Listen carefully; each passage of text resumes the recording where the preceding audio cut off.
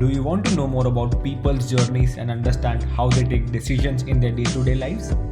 Tune in to the Nails and Hammers podcast to master from what others have already figured out in life. In this episode, we are excited to have Ravi Handa, who is the founder and CEO of the online coaching platform Handa Ka Funda. Hi Ravi, welcome to the Nails and Hammers podcast. Thank you, man. Thanks for having me here. So we want to start from the very beginning. Can you share with us about where did you grow up and what all did you want to become when you were growing up? So both my parents are doctors. So they were with the Rajasthan government. So I grew up all over, small towns like Byawar and Kotputli, and obviously the big ones like Ajmer and Jaipur. So a bunch of places. Probably I went to maybe 8 schools or something. And finally did my 12th from Jaipur. And at that point of time, as a matter of fact, even before that, so once you get to that decision-making stage in 9th and 10th, very standard, typical small city routine that, okay, if you're good with studies, you have to opt for science. It's not really a choice like kids these days have. If you are good with bio, or so what are you interested? If you are interested in math, you go to an IIT. If you are interested in biology, you become a doctor, and that's kind of the set routine. So since both my parents were doctors, there was that added incentive of becoming a doctor. But when we had that conversation, I kind of realized that by the time I became a doctor, it would essentially not be a standard government service sort of a job, which those guys had. It's going to be dependent more on a business aspect of things. And once it becomes a business aspect of things, especially in the medical profession, you'll be bound to a particular location. Right. At that point of time, we were in Bharatpur. Okay. So my mom had a established practice at that point of time. So then it became that, okay, if that is the career route you are taking, to make the most of it financially, you will have to be in Bharatpur because you'll already get a leg up. So even as a matter of fact, so even for my parents, even after 30, 35 years of service, once they move to Jaipur, you lose that clout and your clientele and stuff. It's like restarting your career. It doesn't really happen. And that kind of scared me a little bit that, okay, it's fine, but I don't want to spend my life there. So that's why I went with the math route. Once you go with the math route, it's the standard operating procedure. You go to a school, you attend some tuitions. If you get a decent college in the first attempt, good enough. So in the first attempt, I actually got to, I don't know, it should be there in your time as well. This merchant navy concept was there. So if you get a poor rank in JE, at least at that point of time, so the options of merchant navy like TS Chanakya and all those opened up. So then I thought that I'll give it another try. How do you give another try? You go to Kota, join Bansal classes. So that's when that's what I did. So another try, and then I landed up in college. That's pretty much the early part of things. Got it. So you got into IIT KGP and you chose computer science, right? Which eventually not chose. That's the see, you don't really choose. Maybe these days kids choose. At that point of time, the rank chooses it. I think it's the same today as well. And no, I have seen a lot more people, opt for things like that. No, I would rather go to an let's say I would rather go to an IIT Bombay and maybe join mechanical over there instead of computer science in IIT Kharagpur, because that's what you'll get. So a lot many more people would opt for better colleges versus branch colleges in better cities. It's Kharagpur versus Bombay, Delhi. Even Kanpur is suffering because of something like this.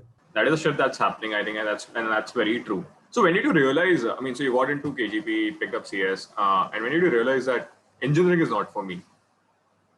Um, when I started getting my grades, primarily. So, I used to be a really good student in school. Yeah.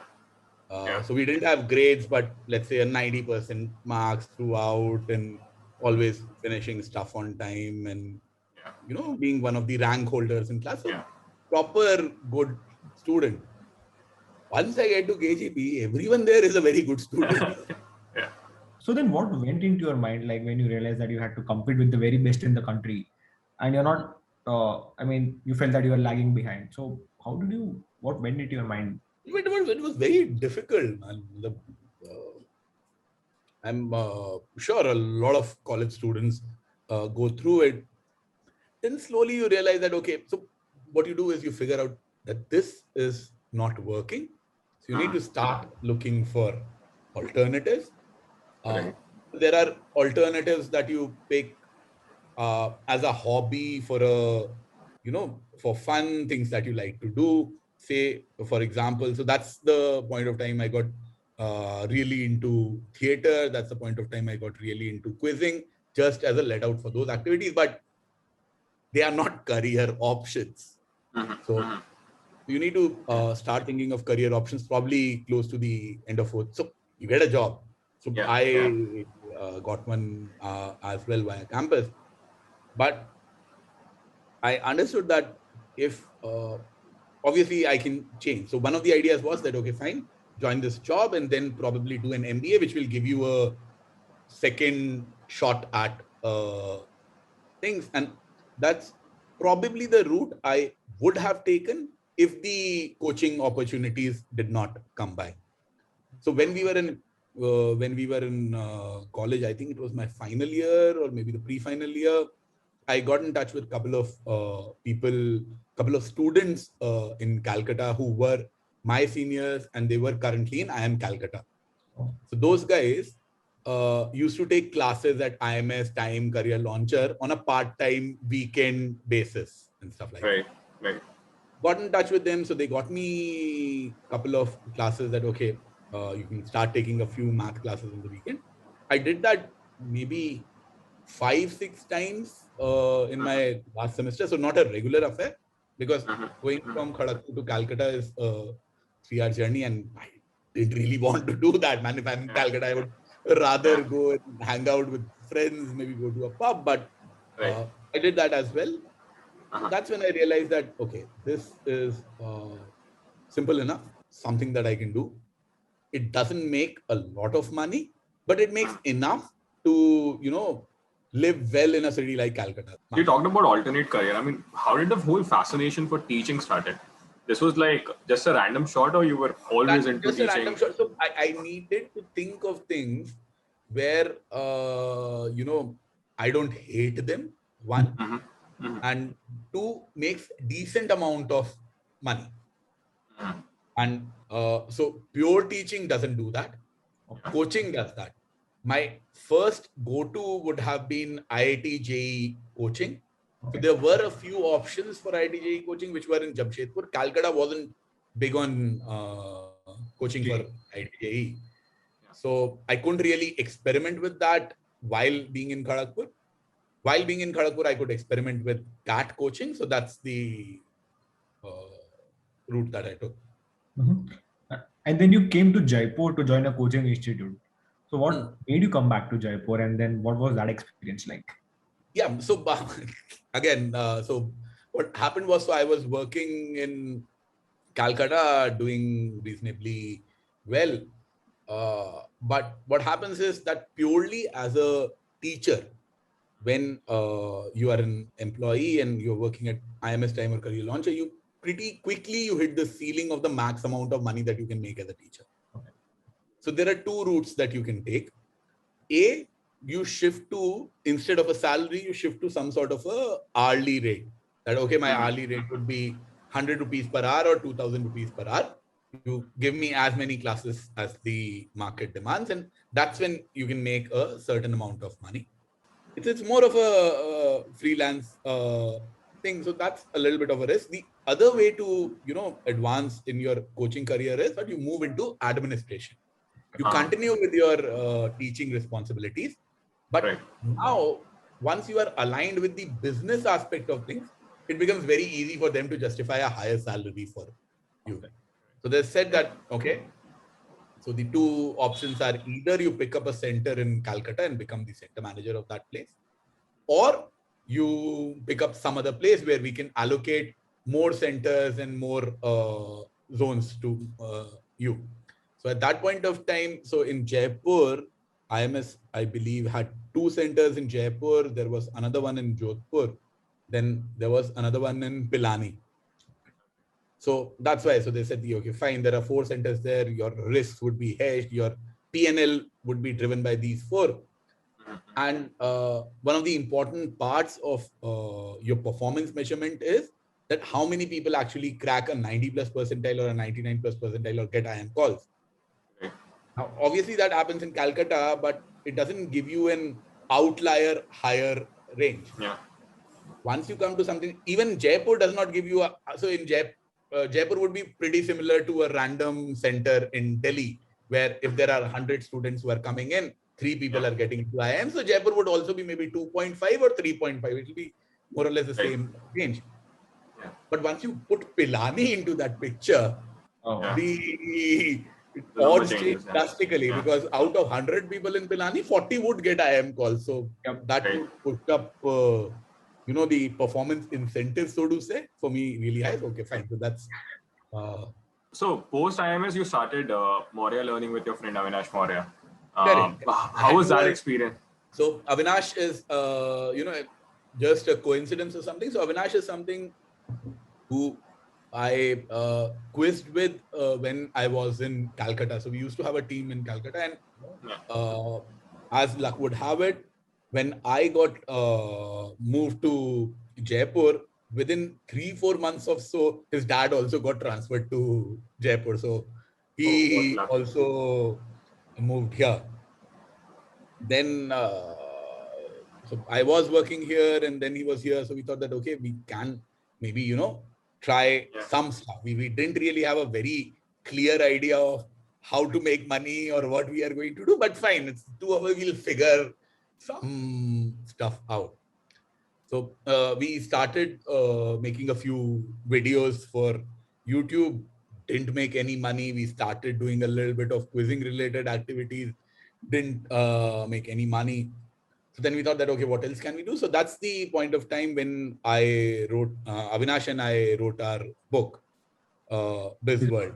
So we got that time to, actually sit down. Writing a book is a massive amount of effort. We didn't really think that it will take so long, and especially in a quiz book, you have to, verify and look for 3 things. There is so much random stuff that floats around on the internet. And this is, again, a decade ago. So now searching, finding information, verification is a lot more easier than what it used to be in 2010. Also, you guys were super young, I'm assuming that. Yeah, so I was what? I was 25, 26. Avinash would have been 21, 22 at that point of time. So then at that point, had you decided that you did not want to do coaching further?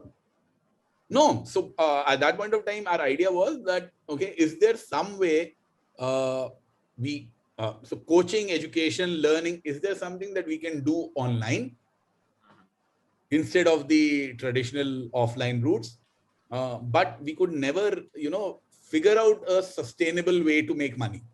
Yes, there were assignments and projects that we picked. We did this, got it, and we done with it. But it didn't really, develop as a business sort of a thing. So instead of thinking of us as me as a single freelancer or Avinash as a single freelancer, we just pooled our resources. So we were 2 freelancers working on various projects and stuff. Got it. And then you started working with Mindtickle, and you were one of the VPs for customer success and stuff, right? So this is like a senior position. But wasn't that fun? While working at Maurya Learning, we did a little bit of a project for them. And so when it happened that when we realized, boss, this is not going to make money, we need to figure out something else. So these guys had given offers that, okay, you can come and join us. So with Mindical hadn't even started. So those guys were also working in their regular jobs, and they were planning to start Mindical, and that's why they needed some freelancers because they couldn't really hire people. They had no money. Right. Right. So that's when the guy again. So this is probably a couple of years seniors to me. People, they were batchmates in ISB and stuff. So through those guys, they reached out and they wanted educational content to begin with. Right. Uh, the fundamental model of Mindtickle is very different what they do now. But Yeah. when they started was that it will build games which will work with employee engagement. And in these games, the content that they will be using, that should be generic content which everyone would know and like. And that's where, Avinash and I were good at, okay, fine, we can take some sort of content and modify it. So that's how I joined Mindtickle. I worked there. So was technically the first full-time employee. Wow. So then the company started in India. So then, so company got funded. They started doing well, but they realized that these sort of activities don't really make money.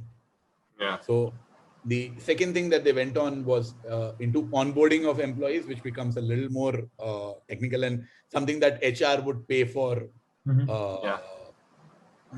happily, or rather comparatively happily when you compare it with just employee engagement.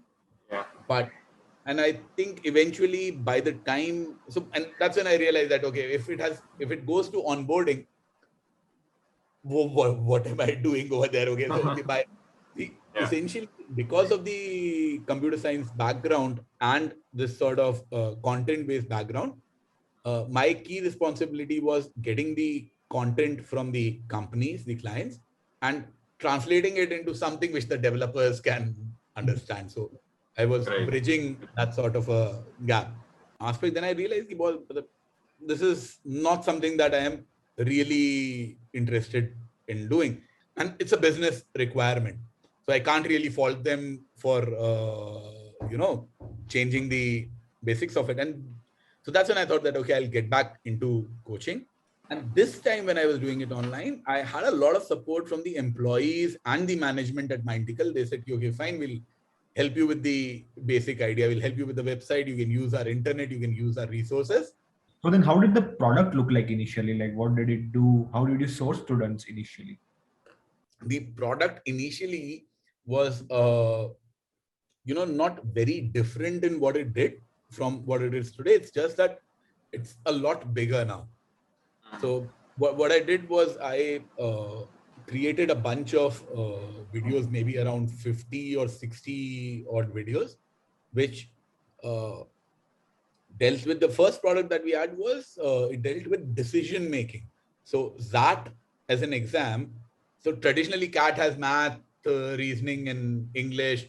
Nearly all MBA entrance exams have math, English, reasoning, and some of them have GK as well. That is the only exam which has a separate section called decision making. Thankfully, and even today as well, that's an opportunity there.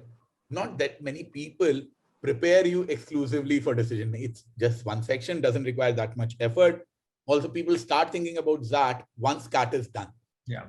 CAT typically happens November end, and that typically happens in January first week. So till November 30th, when the CAT exam is, no one thinks about that, okay, there is one whole section that Yeah. needs to be prepared for. So that was the time I developed the product around decision making. Since there weren't many people doing that, it very easily ranked in Google search results. So that gave me the initial set of students for that course, which was probably a 500 rupee course. And I don't even remember how many enrollments I got, but they were not significant. But what happened was this, because people don't really want to pay online. They'll give you your Yeah. email IDs, they'll give you their contact numbers. Few of them would pay, but I got a huge amount of data set because of the free PDFs that I'm putting out and free videos that, okay, you want to watch a free video, give me your phone number. You want to download this PDF, give me your email ID. Sign up for my newsletter, I'll send you 2 more videos. Yeah. So that built a certain amount of base. Not everyone gets through. So started marketing to that base in 2013 when I had my full CAT product, or not even the full CAT product, but at least the math part ready. But back in the day, EdTech was still like virtually non-existent, right? I mean, 2012, 13. So how did you convince students to join Handa Ka Funda and like, because they were like, and this was like an online course, right? Because offline, there were like 500 odd coaching institutes in every city, right? How did you compete with them? So the idea was that a lot of these coaching institutes don't really do that good of a job. If you go to, let's say, something like Jaipur, in Jaipur specifically, there will be, and it's not that IMS is good or time is bad or anything like that. Even in a particular institute, there will be some batches where you'll have really great teachers, really great interaction, and everything else will be sorted. And there will be other batches where A, the teachers will not be that good, or B, the teachers will not be that consistent. So a lot of these aren't really satisfied. The idea that you will have a video doing the same thing and that video is available to you 24/7. Yes, so we were there on email and Hangout to help students out with doubts and stuff. That worked. Plus, it was dirt cheap. So at that point of time, CAT coaching used to cost something like 25 to 30,000 rupees offline. Right. This is 2012-13. And we were selling our product at 1999, or a little under 2000. And if you have sampled our free product, then we'll give you another 10% discount on the same and stuff like that. So it gave a certain amount of confidence, because for us, even if we can get, say, 25, 30 students in a month, the only expenses that we had was internet, which is barely anything. The video hosting that we had done was purely on YouTube. And then how did Handa Ka Funda grow to what it is now today? So again, social media helped. So in the early days, how I believe, there are things that I adopted early, which gave me an advantage. Say, for example, 2013, 2014 is when I started becoming really, really active on Facebook purely for teaching. Okay. Yes, a lot of people started doing it in 2016, 17, and they did it so well that I'm now out of Facebook as far as teaching is concerned. 2014, 15, around a couple of years post Facebook, I started doing this stuff on Quora. Now, so many people do it on Quora that I'm kind of kicked. I don't think I have even logged into Quora in the last couple of years or so. Maybe I would have logged in as a Google search result. But again, so these are the things that I did, which really, really worked well. Where I missed the bus was I missed the bus, or it was a conscious decision, because YouTube was exploding in the 2015, 2016 sort of space. And I started putting out content, but then I started getting back a lot of queries. Boss, if so much of your content is available for free over there, why should we pay you? Okay. Right.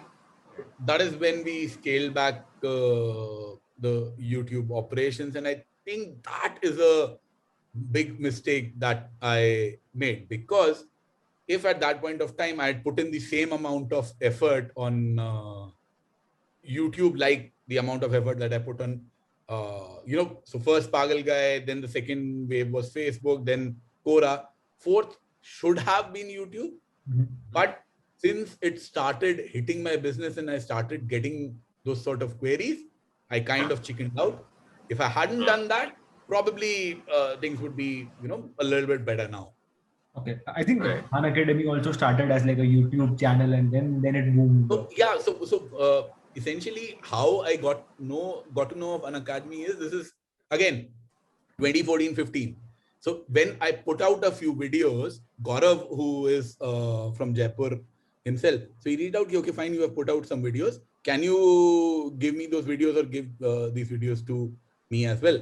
I go, fine, as long as you'll pay me, I'll make videos for anyone. So that's when I made few videos for him. And this is way before Unacademy. He wasn't even, the company wasn't registered. It was just a random YouTube channel. I don't think even Roman was involved at that point of time. So that's when gave them a bunch of videos over YouTube. And Right.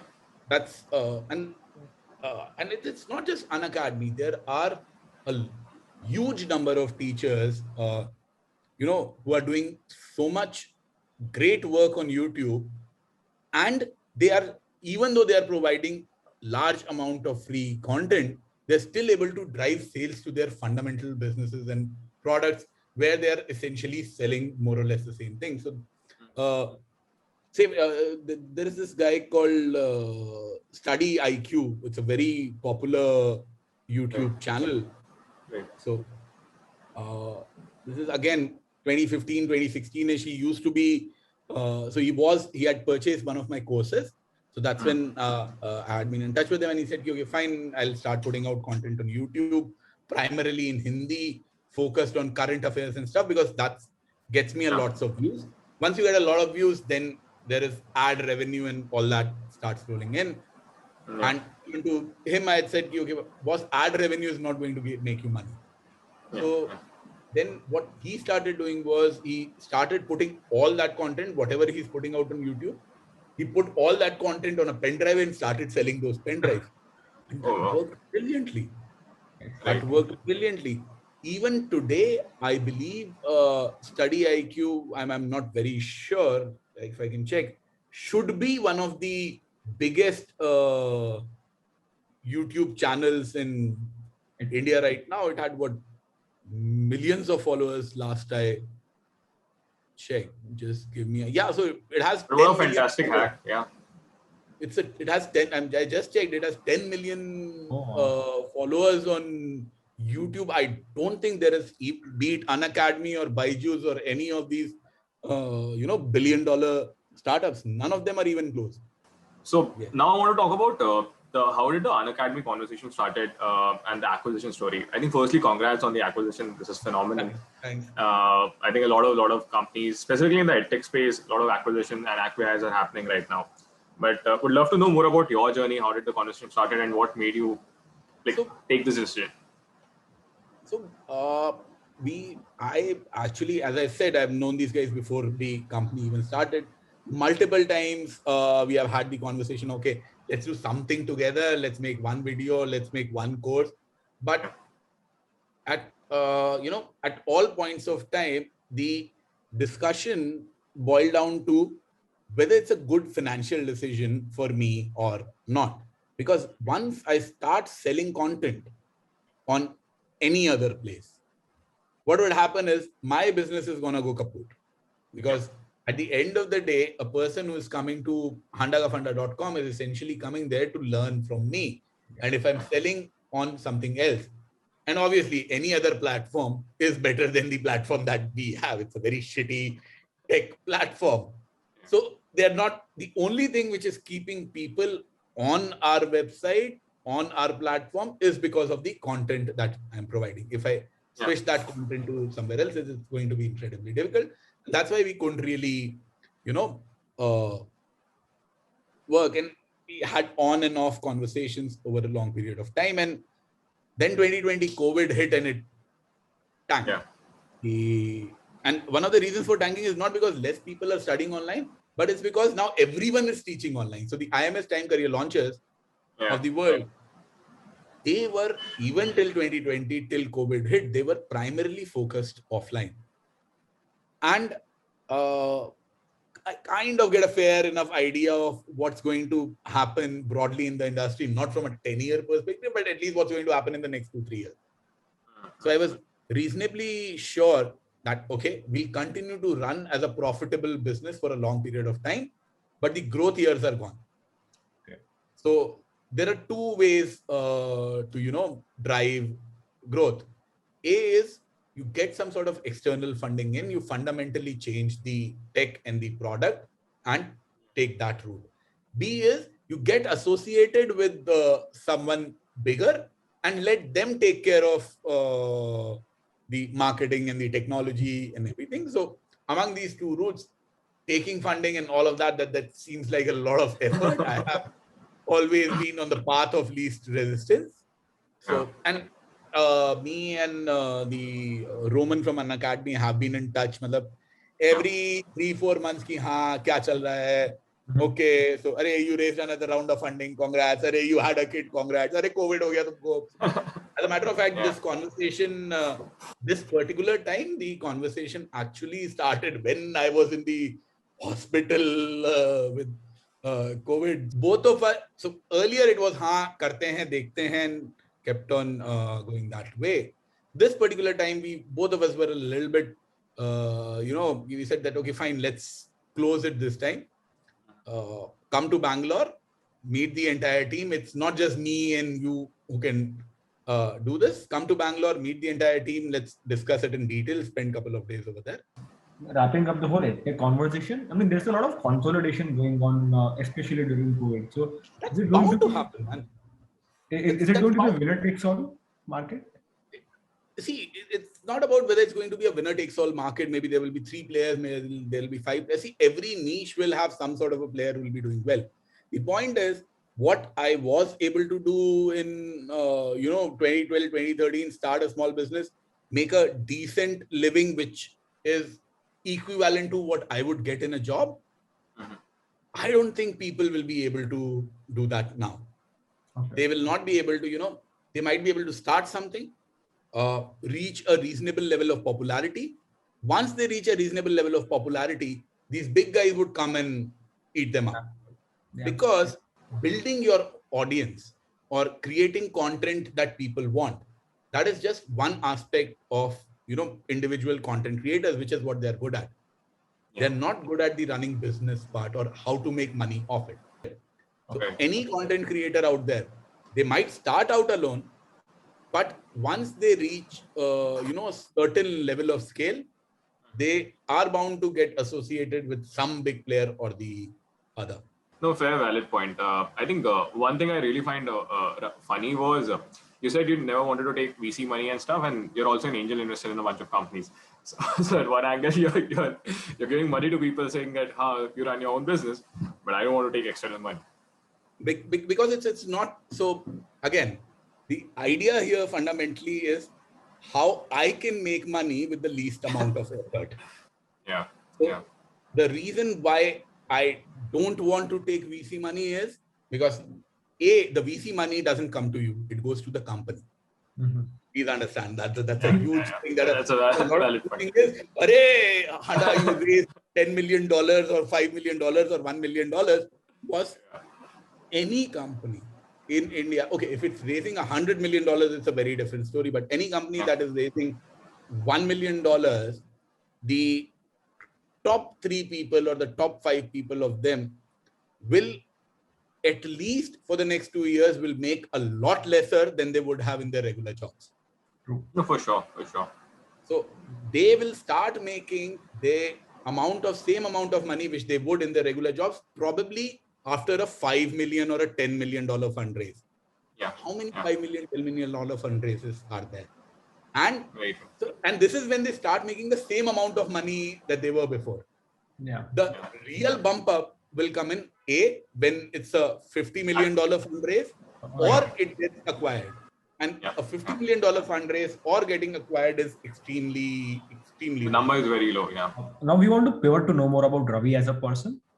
You mentioned that you had COVID, so that happened when your wife was just delivering a baby. Yes. So what went into your mind when you had COVID at that time? It was a risky thing. Also, congrats on becoming a dad. Yeah, thanks, man. Hey, I have a very sad story to tell about that. So as I was saying, so this is day before yesterday. Yeah. So I was just working. So I thought that, okay, I'll change the diaper and stuff. So changing the diaper, the kid decides to pees on the MacBook. The MacBook is now fried. Oh. So shit. And but super funny. So would love to know more about your interest in quizzing, right? So you set up Jacuzzi, which Kushal actually attended a lot of quizzes there, I think. And the first quiz that you hosted was in your parents' house, if I'm not wrong. How did you come with the idea A lot of, of of them. setting up a, actually a lot of them, yes. Uh, Primarily because both me and Avinash, so Avinash was one of the key drivers for this. Both of us were into quizzing when we were in Calcutta. Once we landed here, we realized that, okay, there aren't any quizzes happening yeah, in yeah, Jaipur. So what do you do?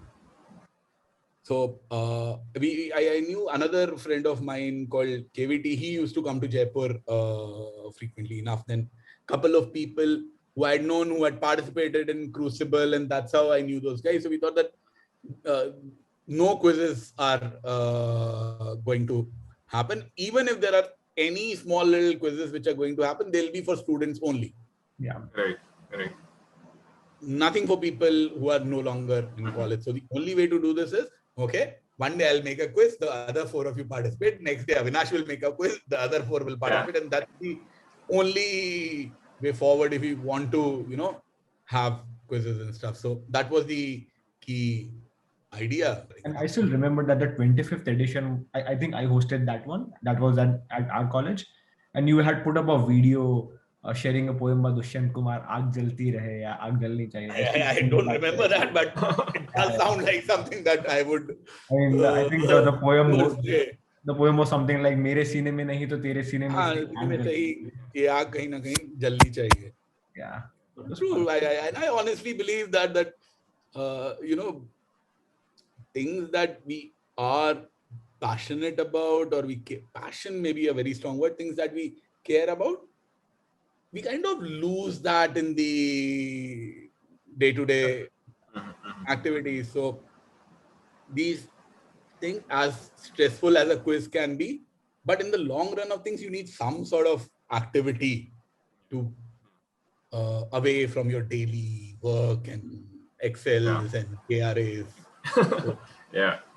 Talking about these getaway activities, how did you launch the Madhushala YouTube channel, and how did the love for whiskey start for you? so the love for whiskey, I don't even know when it started. Must have been a Since long college? time back. Well, in college, I couldn't really afford scotch, man. I don't think anyone can afford College, it's cheap whiskey. Just old monk. or Old Monk or Yeah. Romanov Yeah. for the podcast. So over the past few years, I have been building some sort of a little bit of a whiskey collection. So let's say whenever I go abroad, maybe pick up a couple of bottles that are not that readily and easily available in Jaipur. As a matter of fact, nothing is readily and easily available in Jaipur in the first place. But so I start gathering that stuff. During COVID, what used to happen was, pre-COVID and pre my wife's pregnancy, we used to have a drink every now and then. But now, during COVID, I can't really go out to drink. That option is ruled out. Since my wife is pregnant, she can't drink. Drinking alone seems a little odd, so I needed some sort of activity to justify what I'm doing. So that's when so we have a couple of WhatsApp groups where we talk about, and we do Zoom calls. Drinking over Zoom calls started the okay. So today I'm having Glenfiddich, tomorrow I'm having Talisker. Itna lata kahan se? So all of these have been collected over the years. So that's when the conversation started, that if you actually have so much stuff, let's just talk about it and start making a couple of videos on YouTube. I like the idea. So that's how that started. And then you have had a pretty non-conventional journey. I mean, like went to IIT, did coaching, had an online, educate tech company, sold it to a unicorn. So, what advice would you give to a 20-year-old Ravi? Get out of India. It's miserable. It's a huge struggle to do whatever it is that you want to do. You study in college. That's something that and if you study in college, stop looking for a job, start looking for ways you can get out of India. Guarantee, I can guarantee that, say you are from a college which is not in the top 20, 25 of the country, you will be happier driving a cab in Canada versus working at an Infosys or a TCS. The number of people, see, I get in touch with a large number of people who are working in IT in India. So people who are working at, the startups and the unicorns and on the latest technologies, yes, they are really, really happy and doing, most of them are really, really happy and doing well, and they have great careers ahead of them. But the probability of that happening for a 20-year-old from, let's say, an SKIT Jaipur is really, really low. Yeah.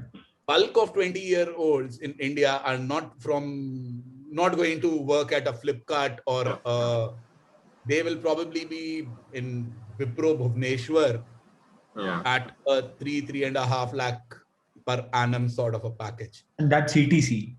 And that's CTC. Yeah. That's CTC. Yeah.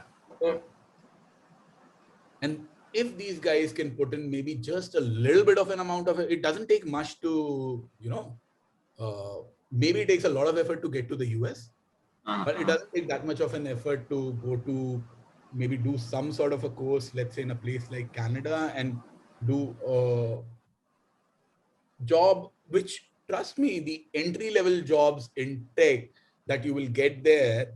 So I have had this conversation with a lot of my students. A lot of these students who end up at tier 2B schools will end up selling something. And to say that, okay, no, fine, what if we go to Toronto, and in Toronto we will become the sales manager at a store. First of all, an MBA in India from a tier 2B school, it's the kind of job that you think that you'll be making PPT presentations in suits in a boardroom. That's not going to happen. Yeah. At the end of the day, what you will be doing is you will be selling something, either it is on phone or on email or in person.